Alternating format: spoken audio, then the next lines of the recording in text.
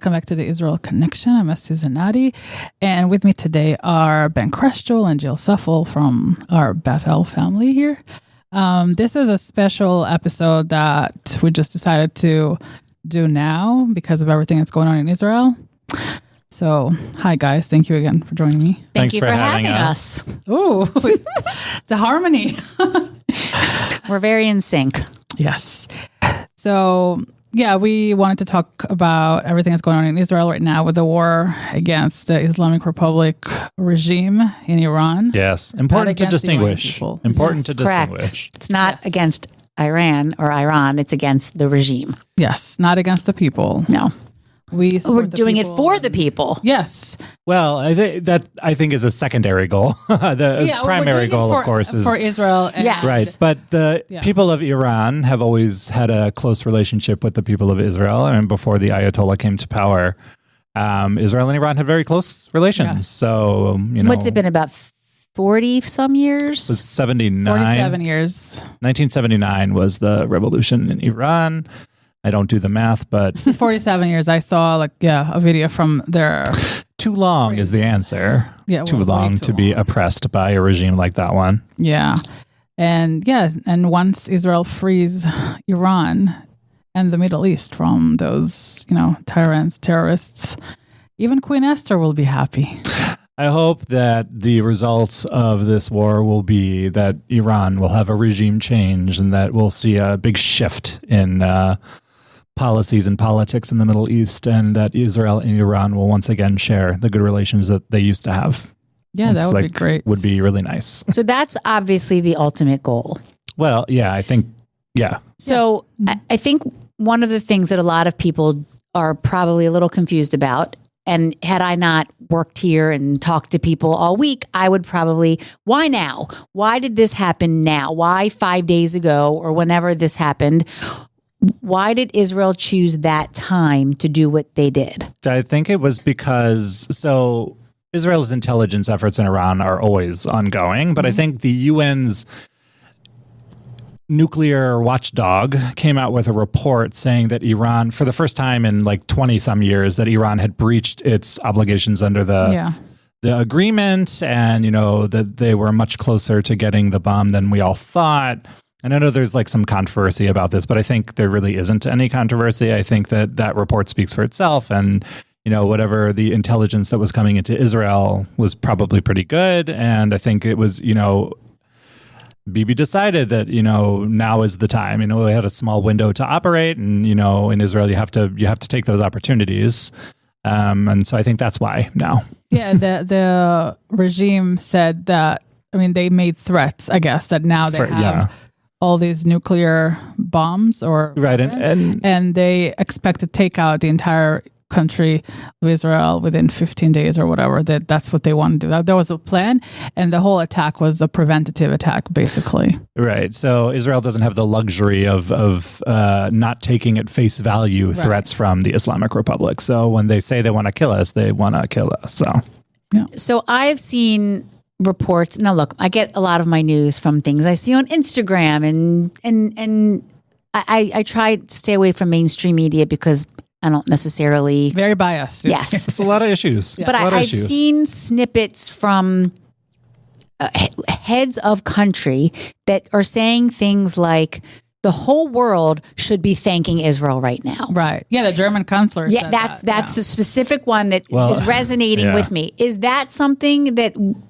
should make us proud? Is it something that is true? Well, I think you're seeing the heads of some, not all, some Western countries that are saying... There are people in power in our country that are not being nice about it. Yeah, so this happened before when Israel destroyed Iraq's nuclear reactor in the 80s. The whole world condemned Israel publicly, but privately was like, oh, thank God. And I think we're probably going to see another thing here. Like the German chancellor said, I think that Israel was doing the dirty work for all of us. Yes. And we should be grateful. And we all should be grateful because it's a threat not just to Israel, but to the West as well. I mean, nuclear weapons, they go far, and ballistic missiles, as we see, they go far. And America has a lot of interests in the region as well. So it's a threat to everyone. And Israel also has some allies in the region. Yeah. And which is certainly the United States does. Yeah. Surprisingly now, it looks like a lot of Middle Eastern countries, Muslim countries, side with Israel more than Western countries. Well, yeah, because they know who the neighbors are, right? The president of France doesn't have to worry about the neighbors firing missiles into France, so he can sit on his high horse and chastise Israel. But Jordan and Saudi Arabia, they have to worry about but they know from Iran, and they know who we're dealing with, and they know what a threat Iran actually is, and so they know. And so when Jordan, who doesn't have the warmest relations with Israel, right? King Abdullah is not our friend. When they're shooting Iranian missiles out of the sky as well, I mean, that's a big statement. It's a huge statement. Right. And they're helping, I from what I read, again, where I read, they're helping to shoot down some of the Iranian. Once in a while, they would shoot down something that comes closer to them. But, it's something, I guess. Well, remember that Israel and Jordan have a peace treaty. It is not a warm peace, but it is a peace treaty. And, we might not always see eye to eye on like the Palestinian issue. But, security interests in the region, most people know that Israel has the right idea, especially when it comes to Iran. So, is there any country in the Middle East that has a warmer relationship with Israel? The UAE right now. Yeah, I mean, it's pretty close. I mean, you're still seeing... It's the only country that Israel is actually are able to go to in the area. Well, I mean, I think all of the Abraham Accord countries, which are what? Which is the UAE, it's Morocco, it's Bahrain, and I think is that it? And the UAE, which I think I said. Yeah. I think that might be it. The UAE, I think, is the closest to having sort of warm relations. But, I mean, we're still seeing a lot of public condemnations from their leaders regarding the situation in Gaza and regarding, again, the Palestinian question. But you're also seeing a lot of statements of support as well. I mean, the UAE has gone out of its way to make Israelis feel comfortable in the country, but also to make Jewish people feel comfortable in the country. Which is something I thought I would never see in my lifetime. I'm actually stunned to hear you saying it. So I mean it. I mean, warms my heart a little. When I saw, I hear Israelis telling, "Oh, we're going to Dubai." You're like, you're right. What? When I saw them open the embassy of the UAE in Israel, and I watched like the ceremony online, and I was like, it was like hard for my brain to process, like the flag of an Arab country, flying in an embassy in Israel. It was just like weird to me, and I never thought that I would see it, reciprocated, at the president's house, Arab flags, Arab leaders visiting. It was weird. So I have a friend that's going to Dubai next year, and it's not unsafe. No. No, I mean, the Muslim Brotherhood is banned. Right. Oh, okay. Right, which they do not. Let's talk about that for a minute. Yes, they do not take it lightly. Well, we have idiot college students in America and idiot people marching for Hamas here, which is just an offshoot of the Muslim Brotherhood. Right. Muslim Brotherhood is banned in Egypt. It's banned in the UAE. It's banned in a lot of other these countries because they know what a threat it is. Right. That's why you see those videos at the Egyptian border of all those friends who wanted to go on the little march. That was my favorite. And my favorite part. Well, I think it's all connected. Right, my favorite part was like this one guy is like shouting at this Egyptian border policeman. It's like, well, we can do it in America. Why can't we do it here? I saw that. I was like, because this is Egypt, and Egypt knows the threat from Gaza, which is why if you look at Egypt's border with Gaza, them in. That's right, my friends. Egypt has a border with Gaza too, which and it's I think our friend it is bigger, way bigger. It's much more secure. And it's scary looking, and they're very strict about it. And you have all these dumb people who don't. They don't understand the place. It does not register. They live in their own little Western bubble. They have absolutely zero idea of what's actually happening. Right, because this is the Middle East, my friends. It's a whole different ballgame. This is not like America. It is very different. And they don't understand that Hamas and Muslim Brotherhood and all of these terrorist organizations are a threat to countries like Egypt and the UAE and Jordan. They're all connected. They're all proxies of them. And they're all proxies of Iran, right? Who pays the salaries of all these people. Because of Iran, that's why Iran financed October 7th. That was Iran, right? And so here's the other... The rockets that the Houthis throw. Yes, correct. All funded by Iran. It all goes back to Iran. But the interesting thing about this is, after the initial strike that Israel did against Iran, Hezbollah, quiet. Yes. Was shocking to me. Yes. Because normally they jump on this opportunity, and Lebanon, to its small credit. Lebanon was my next question for you. To its small credit, has actually sort of been able to do a little bit of reining in of Hezbollah. So the fact that they did not retaliate and jump in on that is huge. And what about the Syrian guy also? Same thing. I don't know what is going on in Syria. It's so weird. It's so really suspicious. Yeah. It's so suspicious because this is a man who was like literally in ISIS. He was a terrorist. Like he was in ISIS. Like that's not a hyperbole. He was in ISIS. He runs an Islamist Al-Jolani or I think that something like that. I forget. He has a couple of names like terrorists. Many have different names. So I know him as Jolani. I think his other one is Shajara or something like that. Shara. I don't know, but whatever. He was a terrorist, and now he's like reaching out to all these Western countries. And look, I think Israel should have. I mean, we can see this sort of as an opportunity, but it's suspicious. Something is not right going on there, with many grains of salt. It's not. And Israel is regarding this with suspicion correctly. Right. Yeah. But if there's an opportunity, but again, you have to take it with a grain of salt. But the fact that they're also being quiet, fascinating. Right. It's fascinating. It's completely different from what I think we would have expected growing up the way we did and knowing what we do. It's so weird to see this different Middle East. It's the whole world right now feels like very upside down. Yeah. Very upside down. It's crazy. It's insane. Like I would never, in my wildest dream as an Israeli, I would have never thought that we would have friends in the Middle East who go and speak up for Israel, and then senators in the United States and the senators in the United States of America who are like lambasting. Yeah. That's you, Chris Van Hollen, who we're talking about. What? That's you, Chris Van Hollen, who we're talking about. And Bernie Sanders. And then some cuckoos in the U.S. yelling, "I will not die for Israel." It was like nobody asked you to, and that's like my other favorite part is like Israel dragging America into another war. Is like, which was the first one, and who? What? I mean, the fact that my state senator is my friends. TikTok is not a college degree. It is not new. No, do not watch it. The well of poison. Do actual, honest to God research. Learn history and understand the region.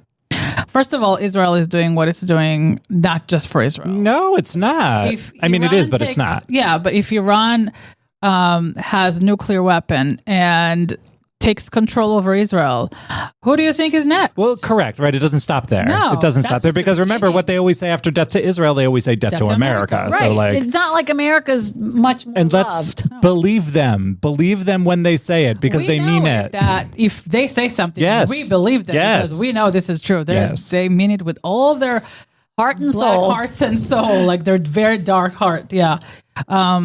So we mentioned those crybabies at the Egyptian. I gotta say though, the videos, I'm so enjoying them, and all the memes about Greta, which I'm also thoroughly enjoying. I mean, I don't know, but the videos from the Gaza border with Egypt are spectacular. It is spectacular. That's amazing. I think they were like such a rude awakening for them. It's like, we told you. They still don't get it. But they still do not get it. They still don't get it. They still don't get it. They're yelling on videos like, oh my God, I can't believe they're doing this to us. We came here peaceful. Egypt. They don't care. It's Egypt. You're not in France. Do you know what will happen to you in an Egyptian prison? Like Egypt has these, and these are Egyptians' laws. And if they don't like that, wait until they get to Hamas. They're really getting a rude awakening. The gall and the amount of entitlement that comes from these idiots who go to another country, a literal other country, continent. And you all are the ones who are always constantly complaining about colonizers. And here you are telling Egyptians that their own laws are not correct. Like, where do you get off?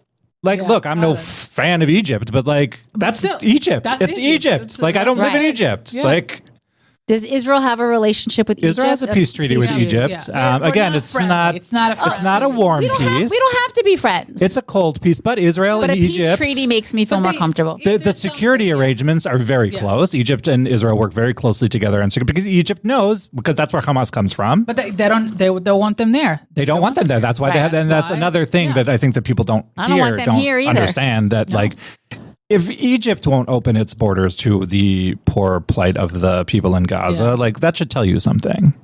Yeah, like that guy said, help your Muslim brothers and sisters. They're Muslim. Again, this white British person yelling at this Egyptian policeman, where do you get off? But that's like the most British thing ever is to go somewhere else and try and impose your views on them. Right. Very, very. Right? Yes. And then they go it's entitlement. It's entitlement. Well, it is. It is super entitlement, and it comes from a long tradition of of that. Now, I don't know if it's like a generational thing. I think there's a big element of that. Yeah. For sure, because again, the TikTok degrees. Right. Yeah. The University of TikTok. You're right, which is hugely problematic because, again, it doesn't reflect the reality on the ground, especially in a place like the Middle East where things are different. Yeah. It's not, like you said, France, not France. And I'm picking particular at France because I think their president is real dumb. Mm-hmm. Oh, God. It's okay. His wife punched him last week. I know, I did see that. It was pretty great. But they were just playing. Sure. A little love tap in the face. That's right. Yeah. She just like punched him in the face. I always tap David in the face when we're teasing around. What you do? Right. Like, yeah, this is ridiculous. But I think Israel and France's relationship is going to be a little sour after this. Fine. Especially after the other day. Well, as a person, as someone who has family in France. Oh, do you? Yeah, I have family there, which I don't understand why they're not getting out of there. I guess some of them are really old and it's too hard. But I've been to France many times when I was younger, and they were never nice to anybody, the French people. Their Jewish population, I mean, there used to be a lot more of them over there. Now a lot of them made Aliyah. Yeah. So I think France still has, in Europe, a very large Jewish percentage population. But it was never very. They also have a very long history of anti-Semitism. And their anti-Semitism is much larger than the population. Did you see the Arms Expo the other day? Oh, that was hilarious. So France hosts this Arms Expo, and there's been a lot of controversy about Israel participation. They wanted to ban Israel, but then the court said they had to let Israel in. So overnight, the organizers put up a wall around Israel's display. Yes. But nobody else, just Israel. Of course. But it's not anti-Semitism. No, not at all. Right? It's not anti-Semitism. Yeah. So I think another thing that some of our listeners might be thinking about, I'm trying to think of this time as something that our listeners might be curious about. There are a lot of Americans in Israel right now, and there's a lot of Israelis in America right now. Right. So, for example, we have someone who we all love very much who is over there. That's right.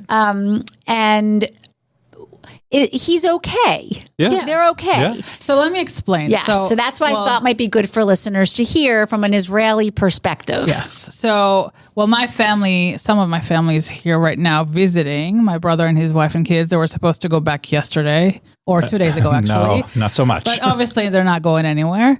And then obviously the rest of my family is in Israel. And it's been really crazy over there.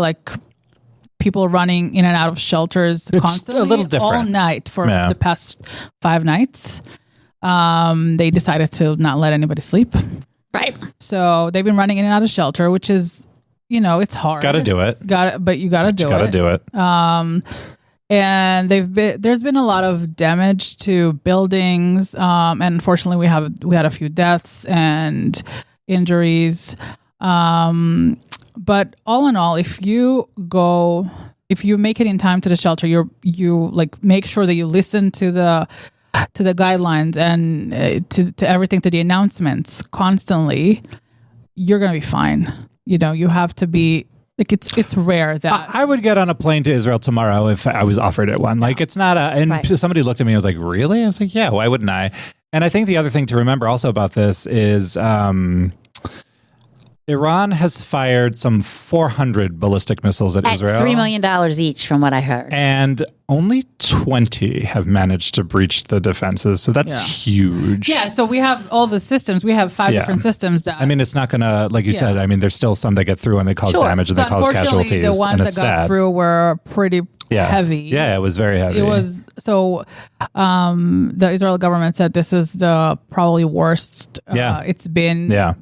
Through like a missile attack, because we never had it this bad before. Correct. Usually Hamas and the Houthis, they use much smaller rockets. Right. It reminds me back of the 90s. Remember when Iraq was... Do you remember Gulf that? War, yes. Yeah, during the Gulf War. Yeah, I was 7. My dad took us to the window in the kitchen to watch the rockets. Did you decorate your little gas mask? Oh my God, yeah. We had case? gas. Yeah, we took them to school. Such the nostalgia. Gas mask nostalgia. But even then, they threw, I think, 49 missiles total. Yeah. But back then, we didn't have safe rooms. Right. We had to close the doors with like tape. And I was going to say the tape. Yeah, wet mops underneath the doors, so the gas wouldn't come in. It hit, and we had to go to school with the gas masks and hide under our desks if anything happened with the gas masks on us.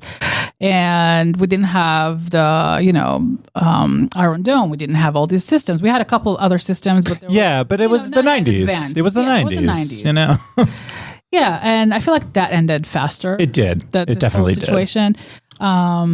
But this time, like the missiles that they throw, like a little more sophisticated. They're sophisticated. Yeah. They're huge, humongous. Yeah. I mean, they've spent a lot of money, like you said. $3 million a missile. Yeah, is what I read. This is, friends, by the way, where all of the aid money goes. When you see all those numbers, and you have to wonder, like, how much aid has Hamas received? How much aid has been given to Gaza over the past 20 months?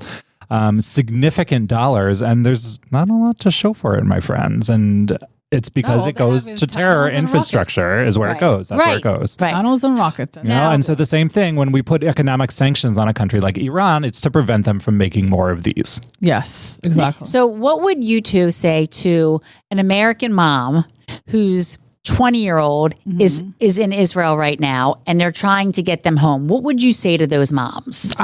I would say not to really worry too much. Like I talked to you, because we texted. I know. You were my first text. It's really okay, as long as, like, Esti was saying, you follow the guidelines. Because we have a lot of congregants in that position. Yeah, you follow the guidelines. You find the nearest shelter. You know where it is. You make your plan. You have your little bag ready to go. And as long as you follow all of these things, please God, you should be really okay. The government spends a lot of time and money to make sure that the people are protected. And intelligence. Yeah, the Home Front Command has a special app on the phone. They can download the app and they get the notifications to their phone automatically, like right away. The entire country does. They give them 10 minutes notice before a missile comes. That's a new luxury. It didn't used to be so much. It was 30 minutes, right? But then now it's changed to 10 minutes because they're getting a little bit more sophisticated in the past couple of days. Yeah. But still, it's 10 minutes. If first of all, when you get there, find out where the shelter is. This is the first thing you can get to the shelter in 3 minutes, not 10 minutes. Like you have. Yeah, and a lot of like newer apartments or houses in the past, I would say 20 some years, they have a safe room inside. Right. So you don't have to go anywhere. But some apartments, like in Tel Aviv or other neighborhoods that have older buildings, that have a shelter for the community shelter. Yeah, so find out where it is, the nearest one, and just make sure you get there quickly. And it's I know it's in a lot of Jewish moms to worry constantly about, especially if your child is overseas in Israel during a war. But it's really like I said, I would get on a plane tomorrow if I could, and I would go. And I think they'll probably be okay. And I mean, look, even Caitlyn Jenner stayed there. That's right. Yes. That's right. She was so happy. And remember, like, all sorts of things can happen anytime. Anywhere.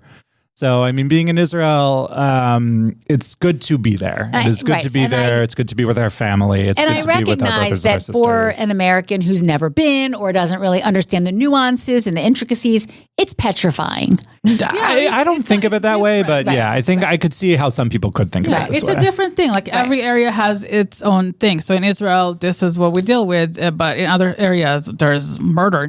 Right. I mean, there's kidnapping and kidnapping. Like all this kind of crazy stuff. Right. Like I tried to explain to my cousin, like when I was in Israel, like I would walk home from a bar at 2:00 in the morning by myself and not look over my shoulder every second, worrying. Here you can. But then when you're in a market or getting on a bus, like maybe sometimes it like would enter into my head, but it wasn't.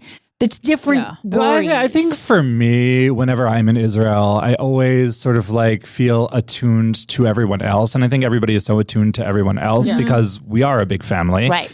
And, Israel is, I think, the only country I know where random people will be supportive and helpful to you. Like, take care of other people's children randomly if you need to. Right. it's such a different vibe than here, and that's why I would say not to worry, because somebody is taking care Everyone of is family.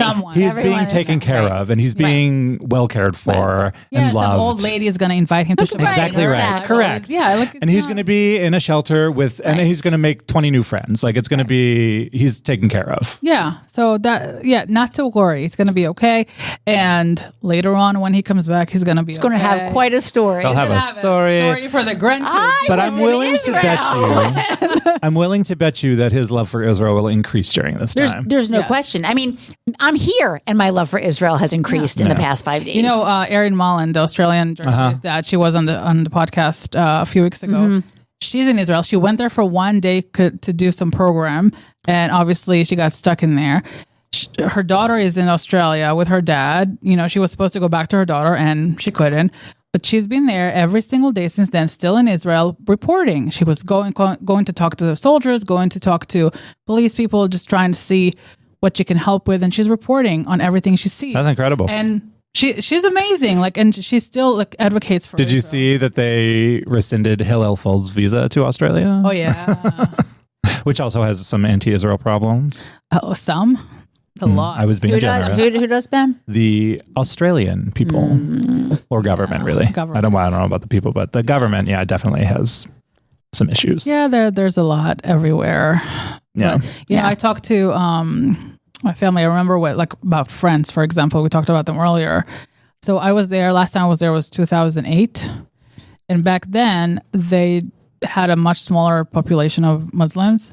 They had specific buildings in a specific neighborhood with like black line marked on the top of the buildings.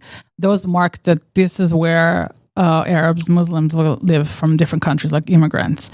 Now it's like everywhere. Yeah, they have scary videos. And in the UK, so I saw this report on the Israeli news. In the UK, there's a Hamas branch that's been there. Oh, yeah. London has been hosting Hamas for a long time. Yeah, even more. Like it's in the 90s, I think. Yeah. And apparently a lot of the money Hamas, like third of the money the Hamas gets comes from the UK, from taxpayers' money. Which also has a very long history of anti-Semitism. Yes. So they're everywhere. And if we don't take care of the situation... And that's what I think people do not understand. Yeah. You know, that Hamas must be eliminated. It must be eliminated. Iran regime must be eliminated. Like these things have to go. These things have to change. That there can be the world will be a far better place without these people in it. Correct. Yes, correct. Amen. Yeah. So I think once Israel takes care of the Middle East side, right, then the rest of the world has to say thank you. Step up. Say thank you. But they got to step up. And step up and figure out the brain situation in the current generation of... It's social media. We have to get rid of social media. Right.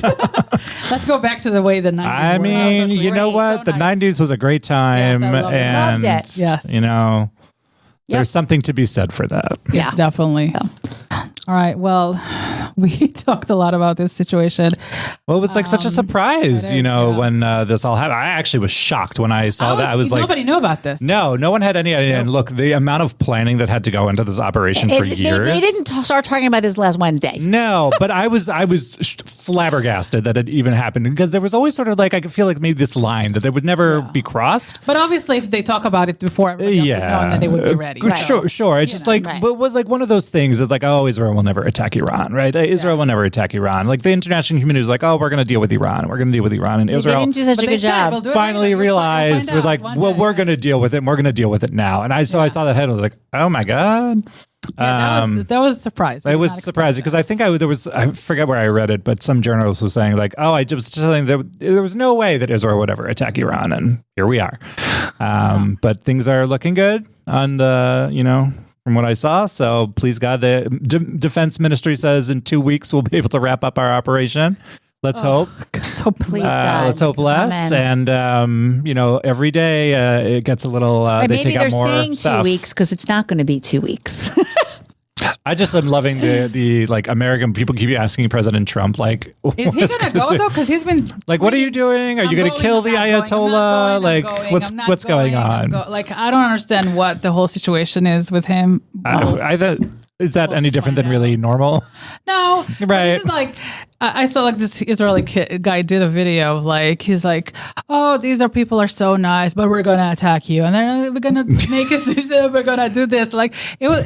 That sounds about right. Like make a decision, get down to like do it and get over with. Yeah. Yes, Israel cannot do it alone for a while. We need a little bit extra push, from other people. And so with all this thing, let's not forget about the 53 hostages. No, they must also come home. I mean, this is all part of the same conflict. Iran is just the head of that. Right. Yes. So please God, they should all go home. About the hostages for the past few days. So we just need to remind everybody, don't forget about them. No, we will not forget about them, and we will continue to pray for their speedy return home. Yes. Please God, Bimhei Rabbi Yameinu. Yes. Any last words before we close? No, I think this was really informative.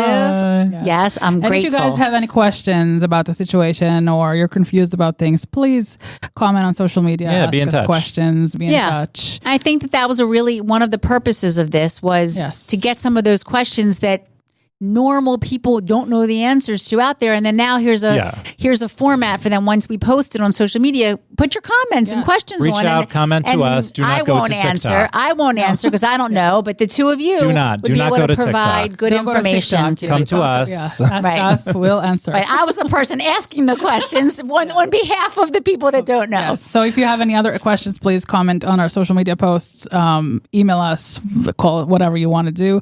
And we'll give you the answers. And we might have another episode after this in the next few days, but if not, we will see you when we see you. Thank you all for listening. Until next time.